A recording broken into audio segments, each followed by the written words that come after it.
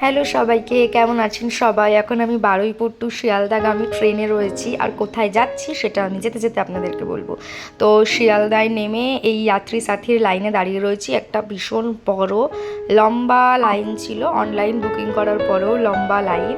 তো এই যাত্রী সাথী করে আমরা এখান থেকে মানে শিয়ালদা থেকে যাব হাওড়ায়। তো অনেকটাই লম্বা লাইনে দাঁড়িয়ে রয়েছি, দেখা যাক কতক্ষণের মধ্যে হয়। আর এই যে লাগেজপত্র সব নিয়ে আমার হাজব্যান্ড এখানে অপেক্ষা করছে। অনেক লাগেজ হয়েছিল আমাদের, ঠান্ডার জায়গায় যাচ্ছি, অনেক অনেক লাগেজ হয়েছিল, আর সেগুলোকে ক্যারি করা মানে জাস্ট অসম্ভব হয়ে পড়ছিল। তো চলুন, আমরা ট্যাক্সি পেয়ে গেছি, চলে এসেছি হাওড়ায়। কতদিন পর হাওড়া ব্রিজ দেখলাম, মা গঙ্গাকে দেখলাম, একটু নমস্কার করে নিয়েছি। যেহেতু আমরা আগে গঙ্গার পাড়েই থাকতাম, তো গঙ্গা দেখলে পরে আর হাওড়া ব্রিজ দেখলে পরে তার ইমোশনটাই একটা আলাদা আসে। এই হচ্ছে হাওড়ায় আমরা চলে এসেছি। এই আঙ্কেল আন্টি এসেছে আমাদেরকে ছাড়তে, আমার বান্ধবীর মা। তো আমরা ট্রেনের জন্য অপেক্ষা করছি। নেতাজি এক্সপ্রেস ট্রেনটা আমাদেরকে দিয়েছিল হচ্ছে 8 নম্বর স্টেশনে হাওড়ায়। তো ট্রেনে উঠে পড়েছি, এবং এটা প্রায় 1.5 দিন পরে আমি ভিডিও করছি ট্রেনে উঠে, কারণ প্রয়াগরাজের এত ভিড় ছিল, কুম্ভমেলার জন্য এত রাশ ছিল। আমরা রীতিমতো বাঁদরের মতো আপার বাঙ্কে ঝুলছিলাম, 6টা বন্ধু আমরা যে এসেছিলাম। তো অনেক শান্তি করে আমরা নিচে নেমে সিট পেয়েছি প্রয়াগরাজ যাওয়ার পর। আর আমাদের মুখের হাসিগুলো দেখলেই আপনারা বুঝতে পারছেন যে আমরা কতটা ফ্রাস্ট্রেটেড ছিলাম। তো সবাই মিলে বসে বসে একটু আড্ডা গল্প দিচ্ছিলাম, মানে বেশিরভাগ মানুষেরই আমাদের হাসি বেরাচ্ছিল না, আমরা এত ফ্রাস্ট্রেশনে ছিলাম। তো যাই হোক, আমাদের এর মধ্যেই লাঞ্চ চলে এসেছে। লাঞ্চে ছিল রুটি, ভাত, 2টো ডিম, আলুর তরকারি, ডাল, আর ওই যে ওটার মধ্যে চাটনিটা ছিল। সবার মধ্যে আমি বলবো চাটনিটাই ভালো খেতে ছিল, ভাতটা শোষো ছিল, আর ডিমটা হচ্ছে সেদ্ধ করে ঝোলে ফেলা ছিল। ট্রেনের খাবার আর কি এক্সপেক্ট করতে পারি। তো এই করতে করতেই আমরা নেমে পড়েছি কালকাতে।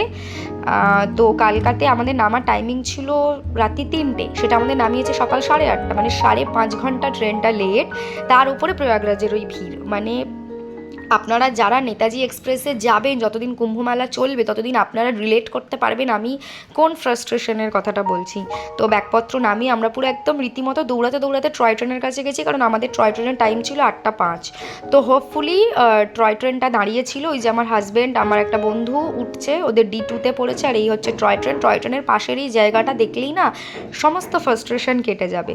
তো আমরা টয় ট্রেনে উঠে পড়ি। যখন দার্জিলিং গেছিলাম তখন আমরা টয় ট্রেন চড়তে পারিনি। দার্জিলিংয়ের টয় ট্রেন অনেক বেশি স্লো, আর সিমলার টয় ট্রেন অনেক ফাস্ট যায়, মানে মোটামুটি ভালোই ফাস্ট যায়।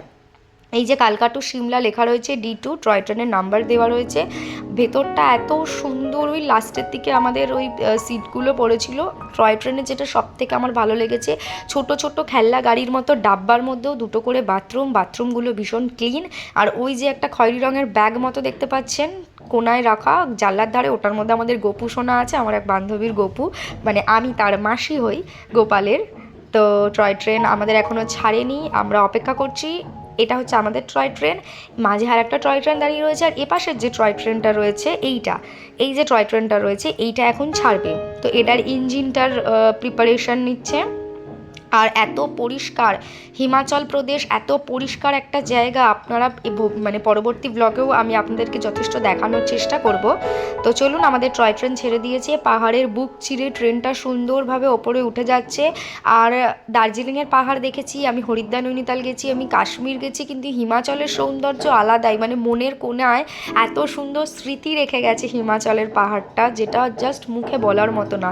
যতটা পাহাড় সুন্দর, ততটা আকাশ সুন্দর, আর ততটাই পরিমাণ মানে আমরা বরফ পেয়েছি। মেন আকর্ষণ ছিল আমাদের বরফ দেখতে যাওয়া। তো সেগুলো আস্তে আস্তে আমি আপনাদেরকে ধাপে ধাপে ব্লগে শেয়ার করার চেষ্টা করব। তো এই টয় ট্রেন করে আমরা ধরমপুরে নামবো। ধরমপুর থেকে বাই কার আমরা যাব আমাদের হোটেল। আর দেখুন পাহাড়ের কোলেই যে বাড়িগুলো রাখা, মনে হচ্ছে ছোট্ট ছোট্ট পুতুলের মতো খেলনা কেউ সাজিয়ে রেখে দিয়েছে। অত সুন্দর ঘুরে ঘুরে টয় ট্রেন যাচ্ছে, মানে এর ভিউ অপরূপ সুন্দর। তো চলুন, টয় ট্রেনে করে আমরা ধরমপুর নামি, হোটেলে পৌঁছাই, তারপর আবার আপনাদের সাথে আরেকটি ব্লগে দেখা হবে।